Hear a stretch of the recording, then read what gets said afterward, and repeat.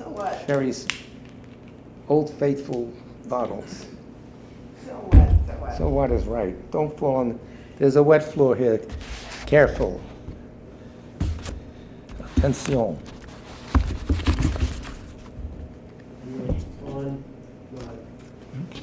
Good evening. It's 7 o'clock here in New York City, and this is Kunchab Tarduling, a Buddhist meditation and study center. Excuse me, let me get centered. Jaron, am I centered? Because I can't see any screen. Buddhist Meditation and Study Center located in New York City, northern New Jersey, under the direction of Chabje Ling Rinpoche and the co-direction of Kensur Rato Kensur Tupten Lunda, also known as Geshe Nikki Vreeland. And this is our twice weekly presentation of the Buddha Dharma, and this is a recording. No, it's not. If there's anyone for whom you want us to pray for when we do the recollection of the Three Jewel Sutra at the end of the class, put their names in the chat box now so everyone will see them. And we have several names to mention. Darren will feed them to me. All the prayers we say are on the Tibet Center website, the tibetcenter.org, FAQ sections, scroll down to prayers. So we have a lot to do tonight. I think you'll be entertained somewhat. We have trained dogs coming in to bark. Prayer for the spreading of the teachings throughout the length and breadth of the West. By the force of the blessings of the non-fallacious three precious gems and of the truth of our pure selfless wishes, may the precious Buddhist teachings flourish and spread to the expanse of all areas throughout the length and breadth of the West. For all the people living there together with their near ones who have engaged in the teachings and have faith and respect for them, may all conditions adverse to their practice of the pure Dharma be dispelled, and an excellent collection of favorable conditions increase like the waxing moon. And especially for those who work on methods to accomplish the flourishing and spreading of the victorious one's teachings, which are the source of benefit and happiness, may they never be oppressed by masses of interference and adverse conditions, and may this spontaneously happen, just as we have hoped and wished.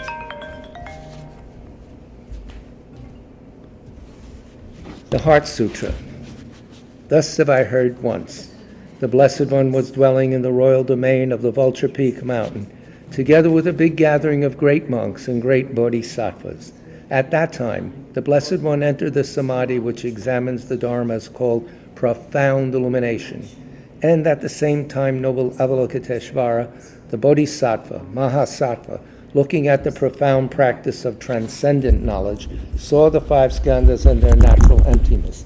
Then, through the inspiration of the Buddha, Venerable Shariputra said to Avalokiteshvara, how should those noble ones learn who wish to follow the profound practice of transcendent knowledge?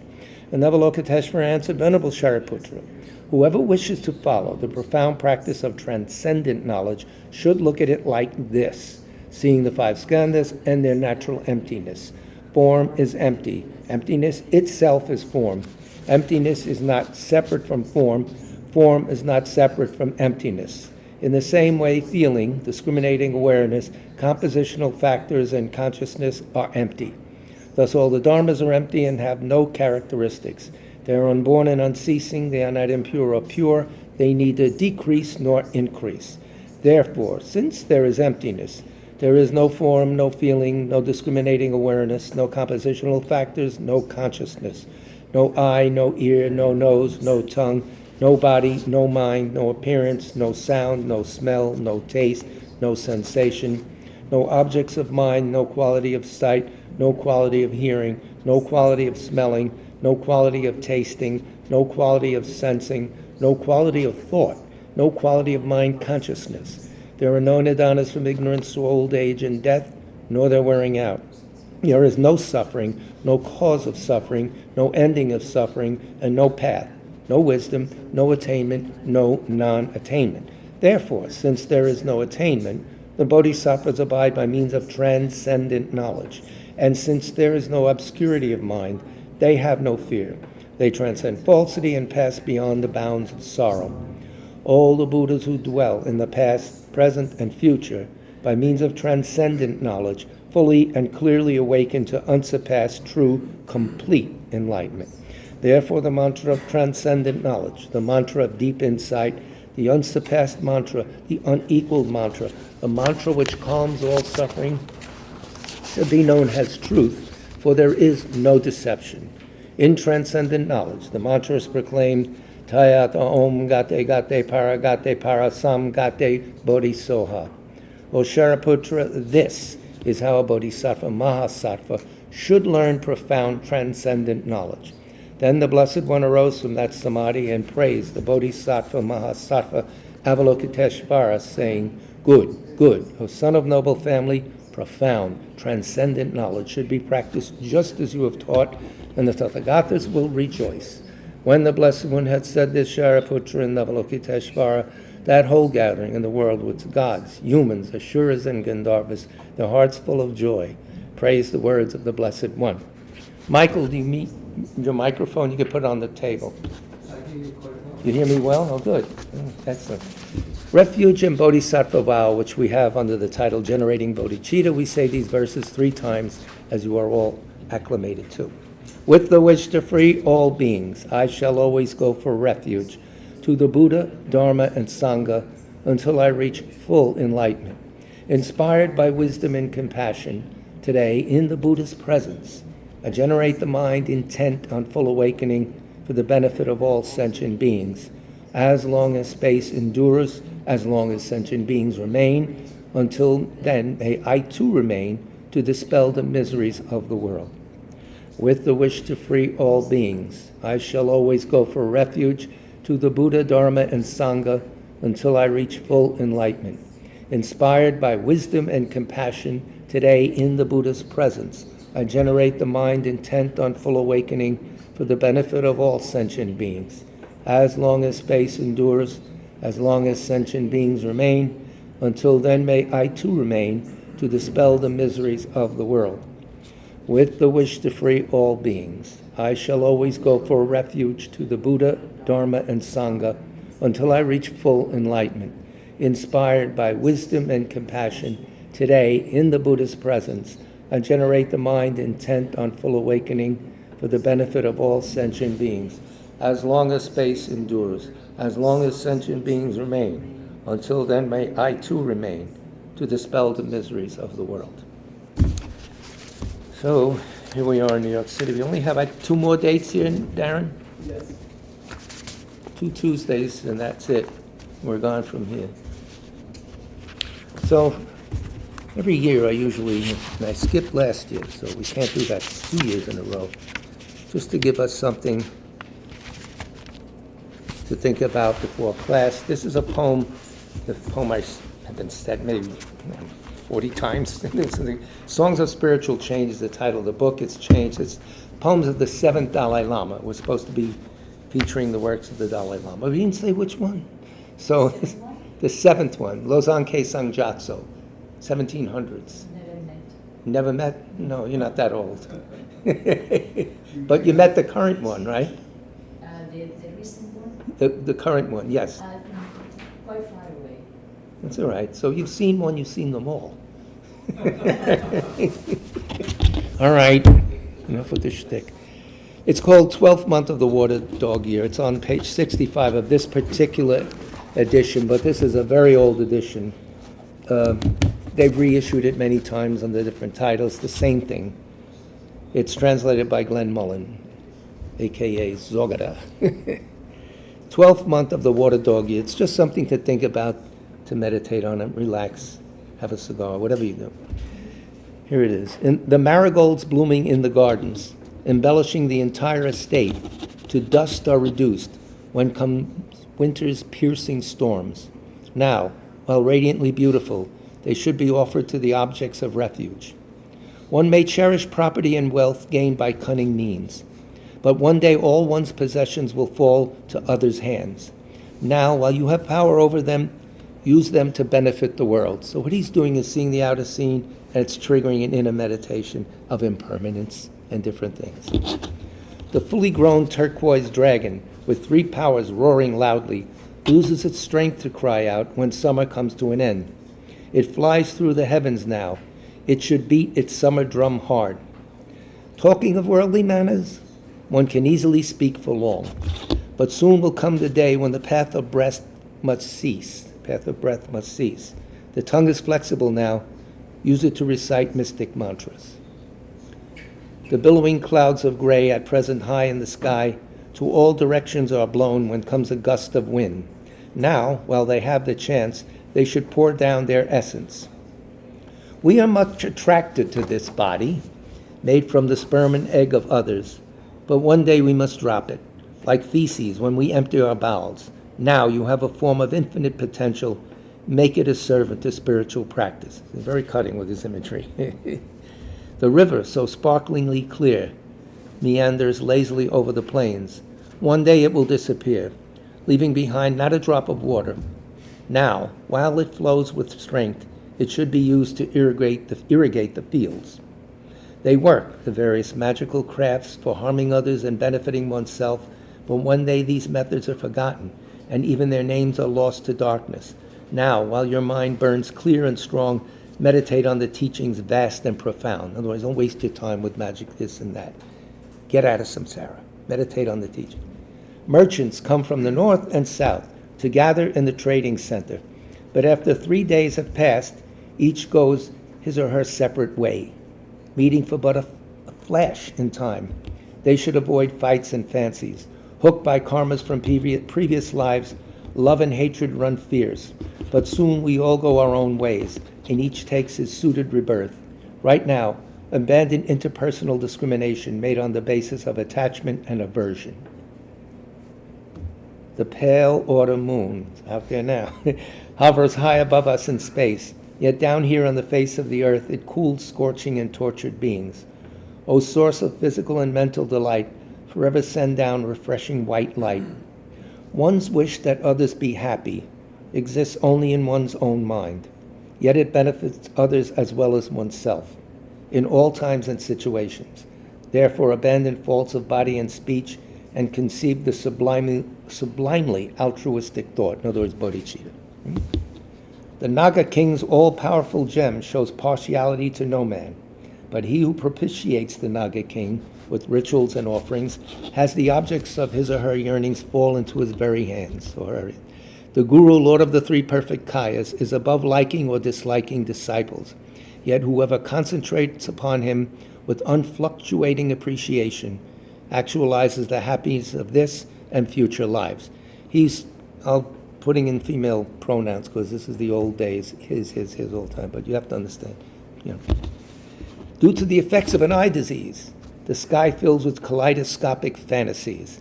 But when medicine is applied and the disease overcome, the hallucinations of themselves disperse, and clear space nakedly appears.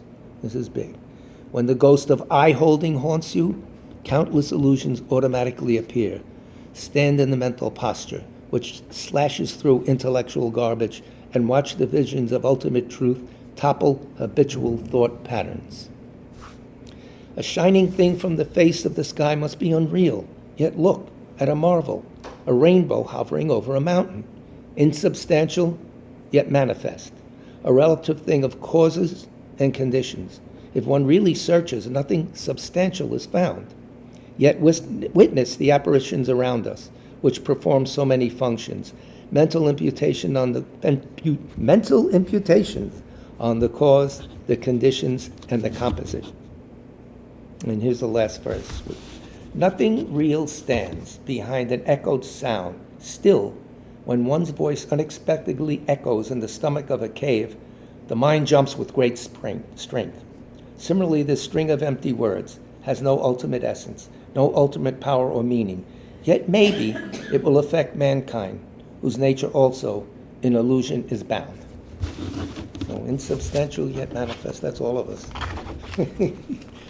Funny. A lot to think about there. Any comments? You're welcome. This is a back and forth. So, you have the mic on for the audience? Yeah. Yes. Good. So you don't have to yell. So if you get a hold of this, he's got a lot of different tips on practice, all in poems. Very frank. Talking about people who fake their religious practice, things like that. Very relevant to today, I found. And a few days ago either, also, no, never mind. His Holiness mentioned in the past that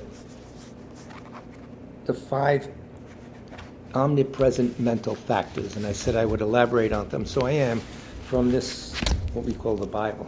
Jeffrey Hopkins' Meditation on Emptiness. It's being reissued, I understand, from, which is Jeff Allen and a few others. They're gathering stuff together, reissuing, etc. Because right now, you can't get the book, and if you can, it's like $400. It's some ridiculous price for a used copy. As soon as there's a need, someone jumps in with a crazy price and gets it, which is sad. What? When, I don't know. You know who knows? Probably Mark, but he's in India. So this is from page 239 of Jeffrey Hopkins' The Bible. Rinpoche, he bought this when it was just a PhD thesis. We ordered it, Nikki and I, and then Nikki gave me this copy many, many years ago. So there's one in the Tibet Center too, for the house copies there. So if you ever go to the Tibet Center, you're curious, you can dip in. The 5 omnipresent mental factors. They're always there, but we're not aware of them. I'll give you one by one, and then we'll expand on each one. Feeling, discrimination, intention, sometimes Semspa in Tibetan, contact, and mental engagement. Okay, so feeling, discrimination, intention, contact, and mental engagement.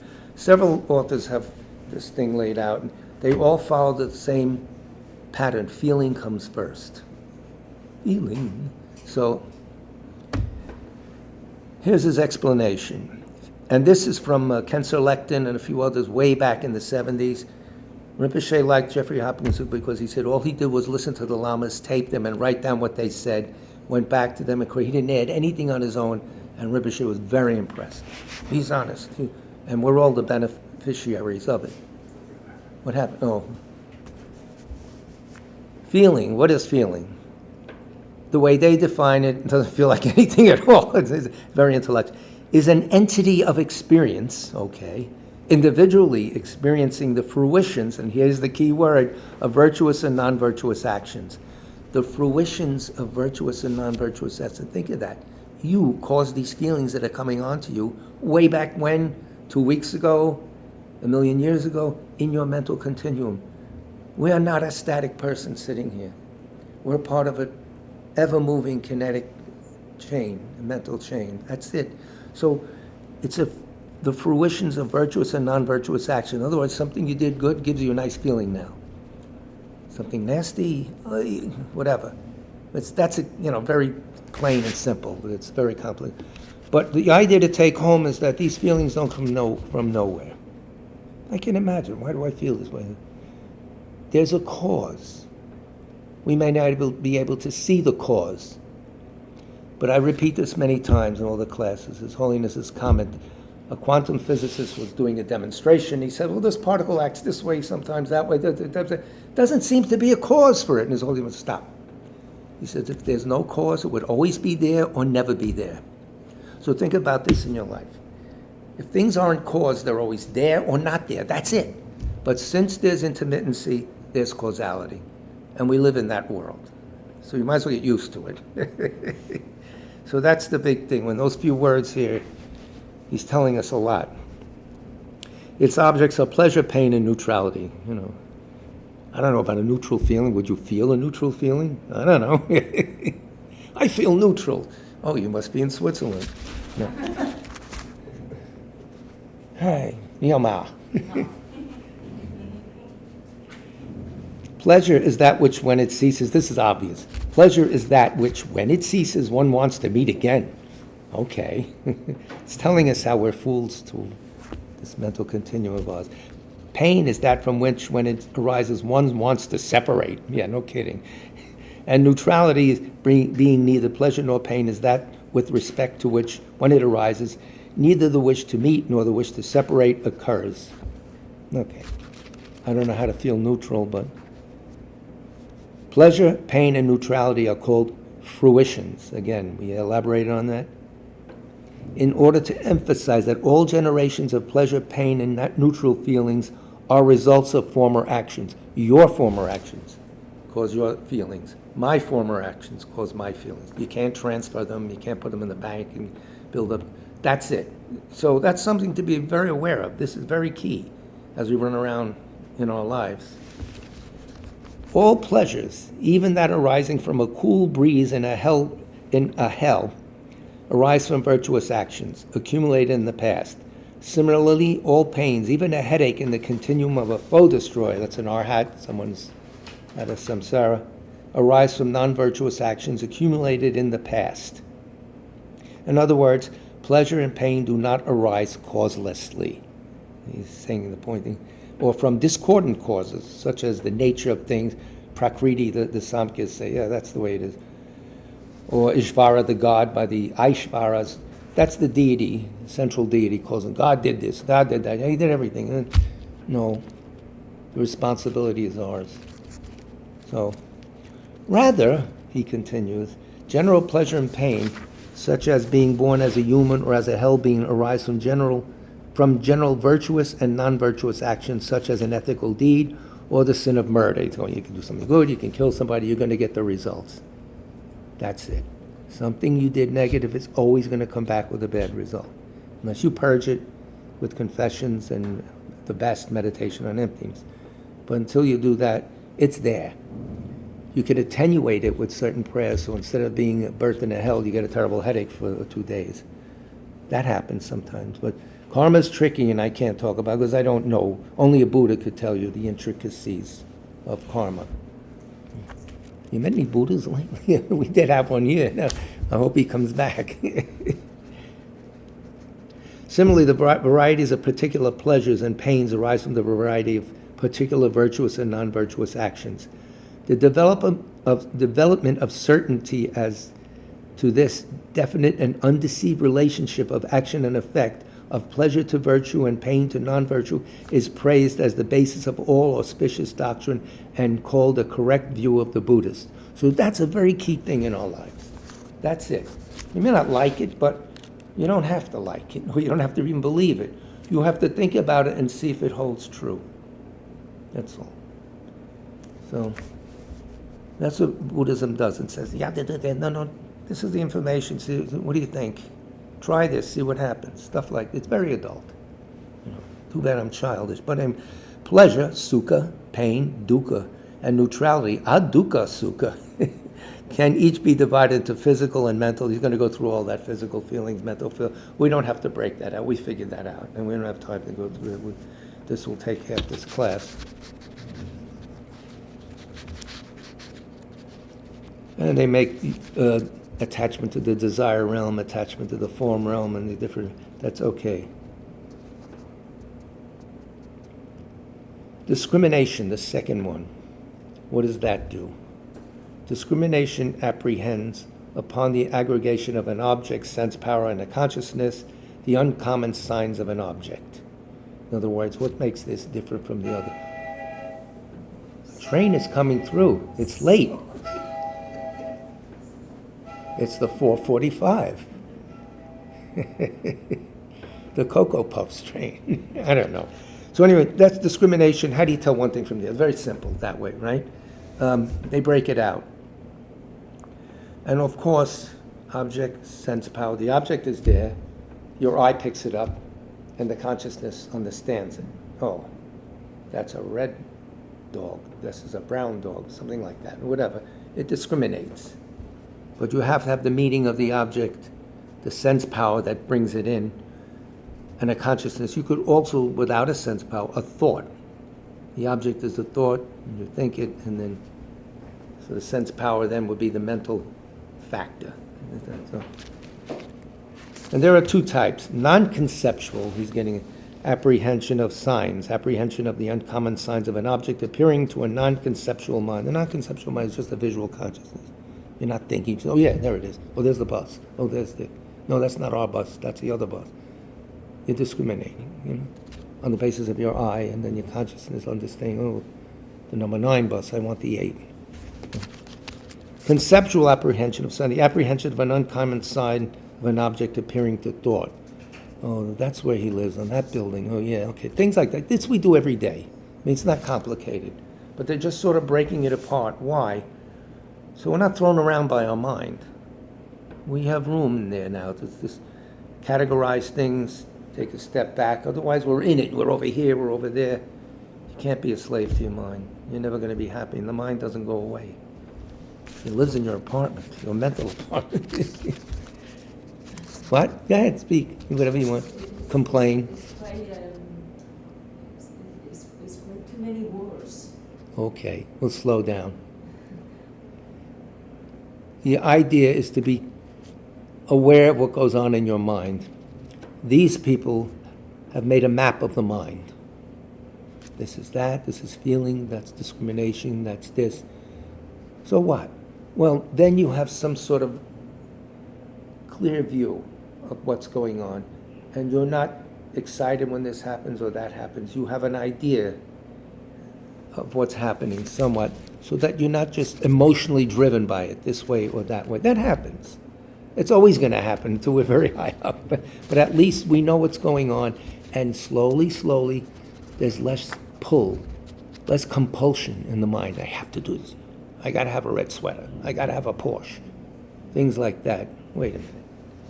Why do we need, stuff like that. That's all. Especially with attachment to people. Well, we'll get to that later. So, there are ways of discriminating by sight, by hearing, and dependence on signs, on the meaning of things. We don't have to go through all of that. Discrimination and intention, the third one. You intend to do something. I wanted to come to the Tibet Center tonight. Okay? I want to get pizza. Intention. Intention, or attention sometimes he's saying, I don't know, is the mental fact that moves and directs the mind that accompanies it to its object. I want a slice. I want to buy an apple or something. You go to the object. It's that force within you. So let's go get it. Let's go get pizza. It has the function of engaging the mind in the virtuous, non-virtuous, and neutral things. It's not necessarily good, bad, whatever. It's whatever it is. It's just telling you that you want to do something. You intend to do it first. Right? That's also called karma. If you have an intention, for instance, you're walking on the sidewalk and you don't have an intention, but you step on a bug, you don't create karma. But if you have an intention, I'm going to step on that bug, that's bad karma. So you have to have an intention to do it. A lot of times we do things that result in bad things for other people or other animals, insects, but we didn't intend to do it. It's not a heavy karmic debt. So, intention is the most important of all mental factors because through its power, minds and mental factors engage in objects like pieces of iron powerlessly moved by a magnet. The whole mind comes with you when you intend to do something. That's simple. You intend to go to Europe. It's a strong intention, and you carry it out. So he breaks it down, contact with this, contact with that. It's a mental action from among the two types of actions, action of intentional and intended action, physical and verbal. The intention is the mental action. The actions coming from that are physical or verbal. I want to throw a rock at that window, something stupid, anything. But this is, I'm making it, burlesquing it so that it's, but to give you an idea, that's all. Contact. Smack. Contact distinguishes its object upon the aggregation of object, sense, power, mind as pleasant, unpleasant, or neutral. It's what draw with subsequent feelings of pleasure, pain, or neutrality. Now, in order to feel pleasure, pain, you come in contact with something. Come in contact with your boss. Ugh. You come in contact with a movie star that you like, whatever, it's pleasure, pain. Anything you come in contact, a nice drink, a nice taste of food, or horrible. Just contact, that's all it is, but it's always there. It could be contact of a thought. It's getting a little weird then, isn't it? But the contact is one thing, and the reaction is, Reaction is another thing, yes. You contact something and all of a sudden there's a feeling. You like it, you don't like it, or you can care less. That's what they're saying. See if this is true. Maybe they're lying. Maybe it's a lot of baloney, a lot of, you know. Darren, this is you? Oh, he's out in the hallway. So contact, since it's always there, we might as well get used to things. It's the cause of all these feelings. And mental engagement directs the mind, accompanying it to a specific object of observation. The difference between intention and mental engagement is that intention moves the mind to objects in general, whereas mental engagement directs the mind to a specific object. That's all. I want to eat something. Oh, well, why don't we eat fish? Why don't we eat vegetables? I don't know. Simple like that. But those 5 things are around. You have to think about them a little bit, just for the purpose of not being confused by your own mind. Now, you also have to think of them to make sure that they're telling the truth here. Because His Holiness says when he teaches, I don't want people to say yes, yes, yes. I want them to say why, why. Because when you say why, you start to engage, you start to think, and you change yourself. So without the 5 omnipresent factors, this winds up the thing. The experience of an object would not be complete. Without feeling, there would be no experience of pleasure, pain, or neutrality. Sometimes it's very subtle. Or a nice feeling, you won lotto. Well, sometimes it's subtle, oh, how nice that color looks. It gives me a nice feeling, something like that. Without discrimination, the uncommon signs of the object would not be apprehended. Yeah, what makes one thing different from the other? Fact of the mind that says, oh, that's this, and that's that. That's simple, right? Without intention, the mind would not approach its object, wouldn't go there. Without contact, there would be no basis for feeling. And without mental engagement, the mind would not be directed to a specific object of observation. Thus, all 5 are needed to experience an object. And these things come in second by second real fast. That's the other thing. Yogis and practitioners can slow down their mind and see these things acting out. Eventually we will, if we practice. But at least we have an idea that everything's been mapped out. Don't panic. You can handle anything. Relax. That's the way I look at it. That's my personal. But ask different teachers different questions about this. I'm no teacher. I'm a presenter. So, but it's pretty interesting, and it does help. Any information helps. Good information. Lies do not help. Russia, are you listening? So, what time is it? Let me see what there's a question from the audience. Is that what Darren is giving me?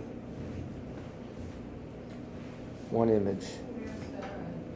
Hello, the new edition. Oh, here it is. The question about when is this book coming out? Tara Mantra himself has descended from Tushita heaven, saying, hello, everyone. The new edition of Meditation on Emptiness will be out in March 2025. Professor Hopkins worked with a team of 6 of us on this before his passing. Yes, he's passed away. A wonderful man, hard worker.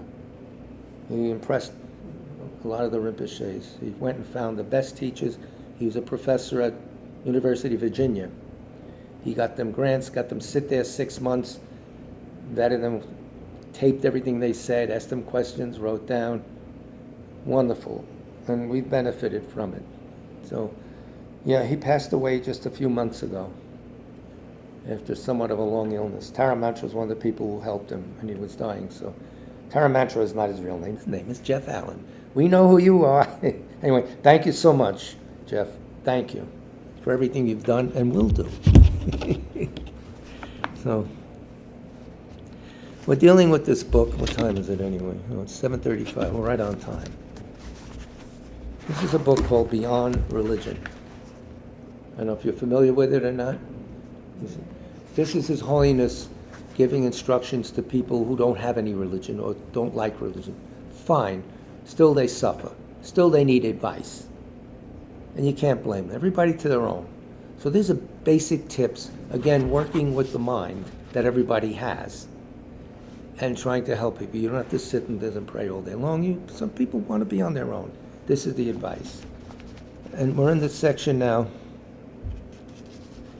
He's warning us how to behave. The section is on destructive emotions that we have. What would you understand as something destructive? Are you asking me? Yeah, in general. Something destructive? What kind of things? Distractions, noise? No, not destruct, hate, negative. Would hatred be that? Hatred, envy, jealousy. I suppose also. Yeah, the bad, the Christian rules have some sort of sin, jealousy, envy, hatred, anger. All these things, they really don't help us because we're sort of under some other control then. Sometimes, especially at work, your boss annoys you and you open your mouth and say something. All right, that's the end of you. You didn't mean to, but you got so mad you couldn't control. And there you go. Maybe it's better. You get a better job. I know. So that's what they're talking about here. How to get rid of them? Page 124. In order to go about dealing with these destructive emotions, things you really don't want anyway. You don't want to be angry. You don't want to be jealous or hateful and stuff like that. It's not pleasant. Your blood pressure goes up. You get sick. You shorten your life. It's not good. You think it's good at the time. It's not good. So what do we do about it? He said, take a stance. In order to go about dealing with these destructive emotions, this is Dalai Lama talking, the current one, not the best. It is first of all necessary to adopt a general attitude or stance toward them, a stance of opposition. Don't go along with them. Oppose them as best. Opposition, oppose. Rinpoche used to say, suppose someone has you and they have you on the ground and they're beating you. You can't get up, but at least you should grit your teeth and wish to get up and not take the thing with a full mind. I don't want to be in this situation. The same thing when anger comes over you and you do something stupid. Just underneath, there should be a small part of your mind that says, I don't want this. Slowly, that little part grows and the mind is not taken over. First maybe observe it, right? Of course, observe it. Well, it's there. And you've heard now from listening to people, it's not good when you're angry.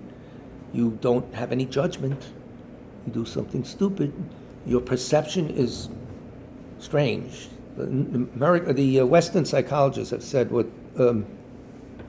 result to like hatred towards somebody. Dr. Aaron Beck, he said that in intense anger, about 90% of the quality of repulsiveness we see in the object of our anger is an exaggeration and a projection. We're giving that thing too much weight, too much characteristic. 90% at times, he's saying. This is I think he's Swedish, was a Western psychologist, no knowledge of Buddhism at all. But the Dalai Lama was fascinated with his work. It was just observing and writing down. Okay, so it's real science. So that's not the Buddhist approach, that's the Western approach, and they're right. So we have to oppose these things. Well, how do we do that? Sometimes such a stance involves recognizing that the laws of opposition, whereby positives cancel out or neutralize negatives, applies not just to the physical world, but also to our inner or mental world. He's telling you, and not at the point of anger, by the way. The point of anger, it's too late. You're carried away. You do stupid things. This advice is like a vaccine, that when you're quiet, you think over. Then slowly, when these incidents happen, you don't go after them as much. This doesn't happen instantly. It takes a long time, being honest. But there's a lessening of the intensity. It's less intense. I know this, because part of the mind already heard that this is really not right. You've got a lot of reasons. My perception is off, but I can't stand that person. My perception is off. Things like, when you don't like a person, everything they do is horrible. Yes, but for example, like, this is, it's like this thing of getting inside of a room. Getting inside of? You enter in a room and there is always, you have certain attraction for it, kind of. Right, gathering at a party, that's right. You got it. You recognize that, and you recognize someone is going to press your buttons and make you, you cool down a little. Waiter. And someone you like, okay, but then maybe you go overboard and flatter them or something. You have to sort of, a little bit, stand back like you're an observer, and then just be friendly and happy and everything. It's a hard thing to do. It's an art. It's like learning to play an instrument. At first, it's very awkward, and then later on, same thing with the mind. So you hear this, and tomorrow night you're going to be totally better? No. And we have to bring these ideas up once in a while. When you're relaxed, read a little. No hard memorizing, no this, no reciting. No. Just understand it. Our understanding is the mind takes its time and, oh yeah, not bad. That's very strong. You've impressed it and it doesn't go away. So that's something like he's saying. Positive thoughts cancel out the negative. Physically, positive things cancel out negative, and like water puts out fire or something. Same thing in the mind. There's antidotes. There's correcting thoughts, things like that. In the great wisdom traditions, His Holiness says, we find clear lessons both on the mental states that are to be tackled and on the need to cultivate and deploy their antidotes. He says all the great philosophers, religions, all say the same thing. There's certain things that are destructive to you, and you have to get rid of them. No one says you should be angry all the time, go crazy, do that. Oh, nobody says that in their right mind, So, great wisdom traditions, he calls them. He doesn't call them religions. He said the great wisdom traditions. So it could be philosophy, it could be Confucianism, which is not really a religion. Christina, is Confucianism considered a religion or just a way of... It's a philosophy. Like, very broad. Very broad, yeah. Very wisdom-like. They said, Confucius is Mansusi. I believe it. Yeah. Yes. The wisdom, the deed, personification of wisdom. He just manifests. He just manifests as a... Yeah, he manifests as Confucian. Yeah, to give us all the foundations. So the Chinese culture actually is based on these teachings. So all we get in like deep, profound, and broad, that is from his teaching. Yeah. Ethics, how to behave. Yes, really, the foundation, the very foundation. It's very feudalist. It's kind of very, it's quite, some I don't know much, but the kind, yes, very feudal kind. He's of, not really a religion, but philosophy. yeah. Women not really kind of nobody. Everybody, It's like that, the family is everything, and the rest is nothing. Everything is related. Yeah. In those cultures, too, there wasn't a strong central government. Everybody's here, so your family was where everybody went to. I mean, it certainly has incredible things, but at the same time, it's this kind of so strongly related with how you have to always be acting as he says. Right? It seems to be positive, though. It seems to be helping others, things like that. It doesn't seem to be, it seems like a bodhisattva ideal. Yes, he lives. That is the foundation of the Buddhist, actually. Yeah. Yeah. Lamrim in Tenzin Chinese, he said. JC, yeah. Yeah, JC. Yeah, he's like Confucius' teaching actually is the foundation of the Buddhist Lamrim. We need that foundation in order to go up, to become Buddha. The Lamrim has to live This is the foundation of everything, actually. Yeah, as a human being, you should behave like a human. Right. The Lamrim behavior advice is similar to what I've read here and there. And I'm not an expert in Confucian. There's a lot there. There is a lot. Yeah. Of course. Yeah. A lot more. And a lot even in English. There's probably more than that exists. Yeah. You're familiar with the Lamrim? Not really. It's I called, mean, I hear a few. yeah, it means stages of the path, that's all.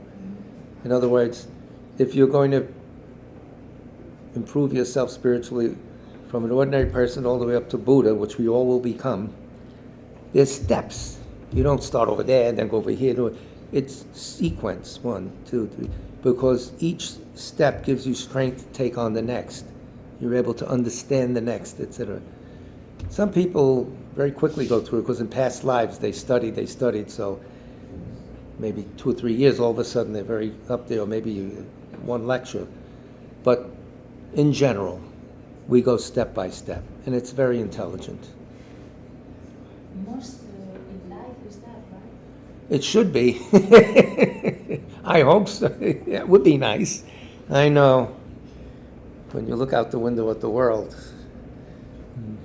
Well, their first step, always ethics, responsibility.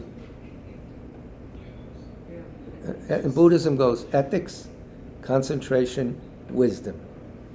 You need ethics in order to have the mind quiet enough to concentrate. You need a certain type of concentration, not our ordinary minds, to understand the ultimate nature of things, or emptiness, or shunyata, or whatever. So they go in steps. I'm sure his teachings are similar to that. Eddie Tung was a big Confucianist, right? A lot of his advice sounded like that. He would say Buddha this and that, but what do you think? Yeah, that's, because that is the foundation. Yeah, I don't know, because I only know only a little, so. No, Yeah. but your behavior shows that you know a lot. No, but anyway, that's I can't judge, but it's very. I wish we could study more, but we have to find stuff in English there, and you could help us out, being a Rebbe. It's very interesting, and it's time for things to combine now. The world is one pot, whether we like it or not. You could be in Beijing tomorrow, Yeah, I know, Tenzin Jungchen always said, this is the very bad situation for Dharma, but in another way, it's the best time for us to practice, because so many chaos and then so many bad behavior happening around us. Yes. But Confucius said, when people do something bad, but our normal reaction is like, oh, she's the bad, something like that. Yeah. But in other way, we said, oh, she did this bad, just remind me not to do that. If I did that before, I should stop right now, not doing that. So that's why she's the mirror. So Very that good. I was. Well, we can learn by the fact, Yes. and change. Yes. If you're alert and looking for Right. Hung Hao. Yeah, this is one of the teaching, Confucius teaching. Mr. Tong always teach us like this. Yeah, no, he was. Don't follow that. Just don't get hatred by that. Just reflect to yourself. That's what I learned. No, you learned what I liked, Eddie. That's his character was there. He lived it. He Yes. didn't talk about it. His life was Yes. like that. It's a fellow who died like a year and a half ago. 1 year ago. 1 year ago. What is it, October now? Yeah. September 2nd. September 2nd, and we went in October. Yeah. Late September. One way, he's a student here for many years, 30 years, 35 years, something like that. Very nice man. It's good. I'm glad you helped us. Thanks, Christine. That's what this group is. Everybody contributes, If the High Lama was here, no, because they have to talk. But one of the students is here, that's me. That's what we need. We need to help each other out that way. So the inner mental world. One thing, the key word there is inner mental world, a world in the inside. We're so influenced by the outside so much. You need this, advertising, you want that, this one is the best, you should follow. Oh, what, click, click, click, what's going on when we hear this? He's saying, if no opposition forces exist for destructive emotion, then there's nothing we could do about them. However, if opposite positive forces do exist, then they can become powerful antidotes. So there is a way out. There are things you can do to counter these things. They're not solid and they're forever. Their cause, we find the cause, get rid of it, and you got rid of the thing. You got rid of the emotion. For example, the main antidote for anger is forbearance or patience. For greed, it's contentment. What do I need this for? I'm happy with what I have. I need this, I need that. That never ends. I gotta have the latest outfit, the latest car, the best restaurant, blah, blah, blah, blah, blah. For fear, courage, which we have to awaken our own courage. Coraggio, whatever they call it. And for doubt, understanding. See, I don't know, take time out, examine it. Understand that our brains put to work are very smart. We have Buddha nature. We have the seed of Buddha in us. Put it to work. Don't let it stay on the shelf.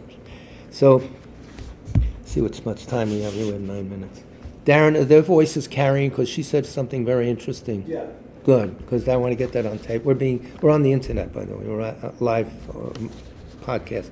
Good. What you said is very valuable. Thank you. Sheshen, blah, blah. Grazie. Grazie mille.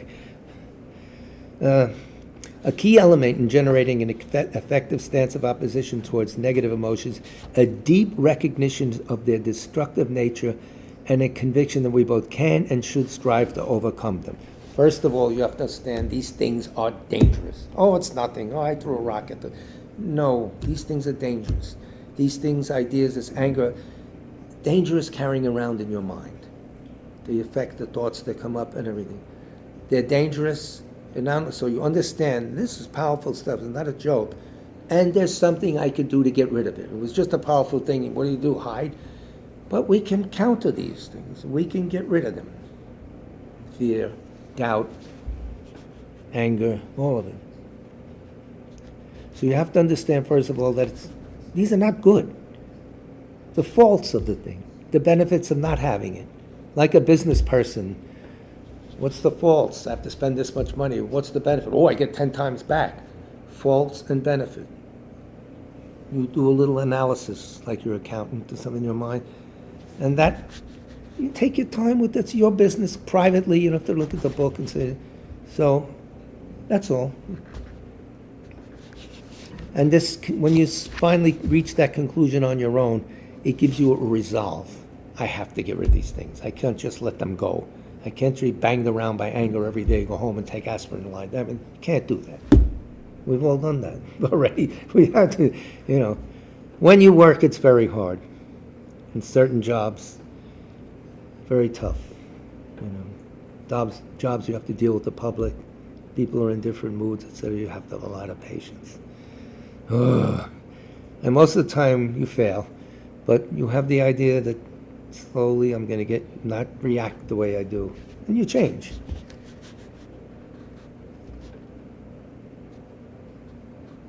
Give attentive, compassionate consideration, compassionate towards yourself.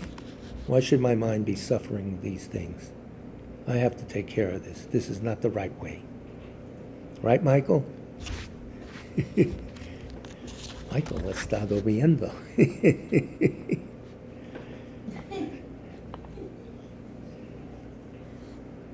You're tired? Men's amens?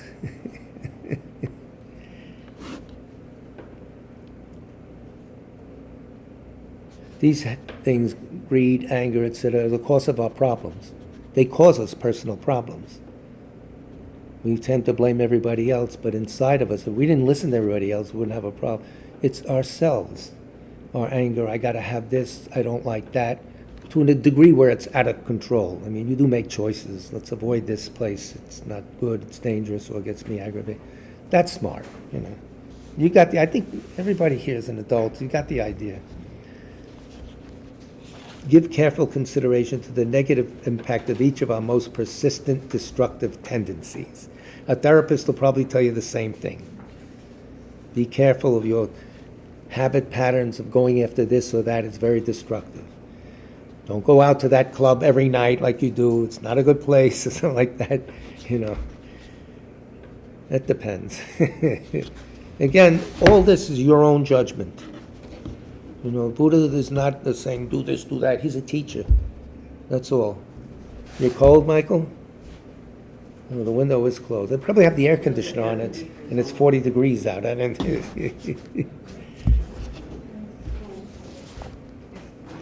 Here's an important thing. If our mind is lost, even for a short time, to an emotion as destructive as hatred, we may say and do terrible things. This happens a lot of times in a mob psychology. You go along with it. That's not thinking. That's not smart. You get the soccer game, okay, hey, that's different, the base football game, but, politics and things like that, that's not the way. That's not thinking. The damage created in one moment of intense hatred can be devastating. In Buddhism, the human mind is often compared to a wild elephant. We don't have elephants around here. I saw one on the train, but no, I didn't. As some farmers know well, when an elephant is agitated, it can wreak great destruction. Because Buddhism is originated in India, so a lot of examples come from India. Elephants running around, they could do so. But an unruly, agitated human mind, given its fits of rage, malice, obsessive craving, jealousy, or arrogance, can wreak even more destruction than a rampaging elephant and can ruin lives, especially when it gets power and sends bombs all over the place and stuff like that. Look at the damage around us.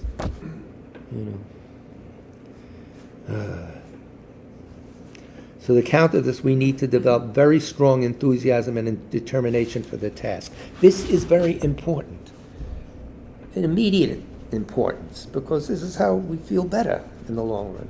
This is how we develop our brains even more, and help others. You can't help others when you're enraged, or you're just jealous of somebody, or you gotta have this no matter what, I gotta have that piece of jewelry. You can't help others. You're not in the mind that thinks of others' problems. You're in the mind that, I want this. And think about it. When you want something, that you want to live, I want and I don't have, that's a terrible tension to have. I want that car and I don't have it. Why live like that? Do I really need the car? Is it, that's the way you should, something like that. But that's all. So we can end at this. Darren, do we have names? Because it's already 2 minutes to go. Yeah, Jane gave us a few. Chris Christopherson, yes. Chris Christopherson. He was 87 or 88, something like that, right? Ann Travers. Gavin Creel. Creel, C-R-E-E-L. Creel, C-R-E-E-L.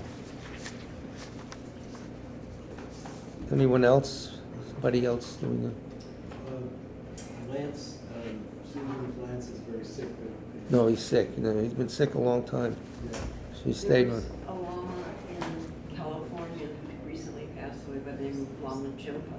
Lama Jimpa. So him we pray for a swift return. We don't pray for Pure Land. We want him back. That's the difference with lamas. Their swift return. But just keep that in your mind. It's Sutra of the Recollection of the Noble Three Jewels. You need a copy? We have plenty. All right, that's good. I prostrate to the Omniscient One. Thus the Buddha, Bhagavat, Tathagata, Arahat, Samyak Sang Buddha, the learned and virtuous one, the Sugata, the knower of the world, the charioteer and tamer of beings, the unsurpassable one, the teacher of devas and humans is the Buddha Bhagavat. The Tathagata is in accord with all merit. He does not waste the roots of virtue. He is completely ornamented with all patience. He is the basis of the treasures of merit. He is adorned with the minor marks. He blossoms with the flowers of the major marks.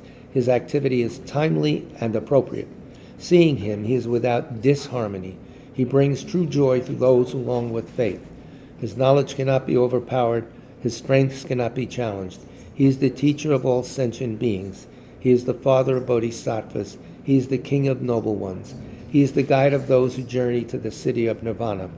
He possesses immeasurable wisdom. He possesses inconceivable confidence. His speech is completely pure.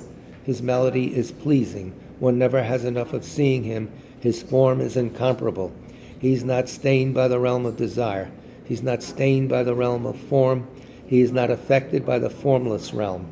He is completely liberated from suffering. He is completely and utterly liberated from the skandhas. He is not possessed with dhatus. His ayatanas are controlled. He has completely cut the knots. He is completely liberated from extreme torment. He is liberated from craving. He has crossed over the river. He is perfected in all the wisdoms. He abides in the wisdom of the Buddha Bhagavats who arise in the past, present, and future. He does not abide in nirvana. He abides in the ultimate perfection. He dwells on the bhumi where he sees all sentient beings. All these are the perfect virtues of the greatness of the Buddha Bhagavat. The holy Dharma is good at the beginning, good in the middle, and good at the end. Its meaning is excellent. Its words are excellent. It is uncorrupted. It is completely perfect and completely pure. It completely purifies. The Bhagavat teaches the Dharma well. It brings complete vision. It is free from sickness. It is always timely. It directs one further. Seeing it fulfills one's purpose. It brings discriminating insight for the wise. The Dharma, which is taught by the Bhagavat, is revealed properly in the Vinaya. It is renunciation. It causes one to arrive at perfect enlightenment. It is without contradiction. It is pithy. It is trustworthy and puts an end to the journey. As for the Sangha of the great Jnana, they enter completely. They enter insightfully. They enter straightforwardly. They enter harmoniously. They are worthy of veneration with joined palms. They are worthy of receiving prostration. They are a field of glorious merit. They are completely capable of receiving all gifts. They are an object of generosity. They are a great object of complete generosity. The protector who possesses great kindness, the omniscient teacher, the basis of oceans of merit and virtue, I prostrate to the Tathagata. Pure, the cause of freedom from passion, virtuous, liberating from the lower realms. This alone is the supreme ultimate truth. I prostrate to the Dharma, which is peace. Having been liberated, they show the path to liberation. They are fully dedicated to the disciplines. They are a holy field of merit and possess virtue. I prostrate to the Sangha. I prostrate to the Buddha, the leader. I prostrate to the Dharma, the protector. I prostrate to the Sangha, the community. I prostrate respectfully and always to these three. The Buddha's virtues are inconceivable. The Dharma's virtues are inconceivable. The Sangha's virtues are inconceivable. Having faith in these inconceivables, therefore the fruitions are inconceivable. May they be born in a completely pure realm. And now our final component, prayer for a swift return, written by His Holiness Dalai Lama for the swift return of Rato Chungla Rinpoche, the founder of this center, which has been going on since 1975. It's a long time. Got it? It's towards the end. I got it. Got it? All right. Exalted wisdom of all victors gathered in a drop. Sole refuge manifest in the form of the one wearing saffron robes. Guru Lozang Tubuang Dorje Chang. Please bear witness here today that our prayers may be fulfilled. We beseech the great torch of doctrine, accomplishing from long ago the vast waves of aspirational prayers, Lord of speech of the Victor Lozang's teachings, spreading them to the ends of the earth by means of explanation and practice. Though holding the commitment, I will invite all beings to be my guest in unsurpassed great awakening. Yet, you have withdrawn the activities of the form body that serves the welfare of others. Is that worthy of the supreme among beings, the Bodhisattvas? Though impossible for you till cyclic existence's end to abandon your commitment to liberate all beings, we beseech the new son of Nirmanakaya to swiftly return from the realm of Dharmakaya, brought forth by bodhicitta drawn by 7 steeds.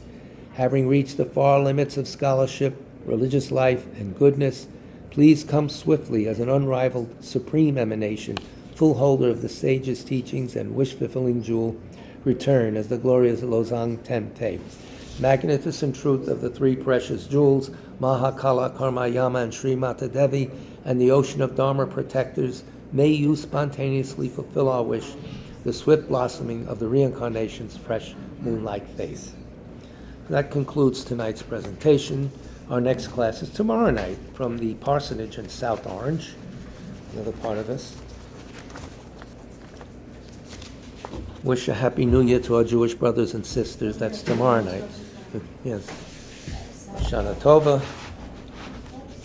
Thank you, Christina, for what you've done. Thank you, everybody, for your patient listening. Big love to all of you. Thank you. Thank you. Go ahead. Oh, you're on? Go ahead.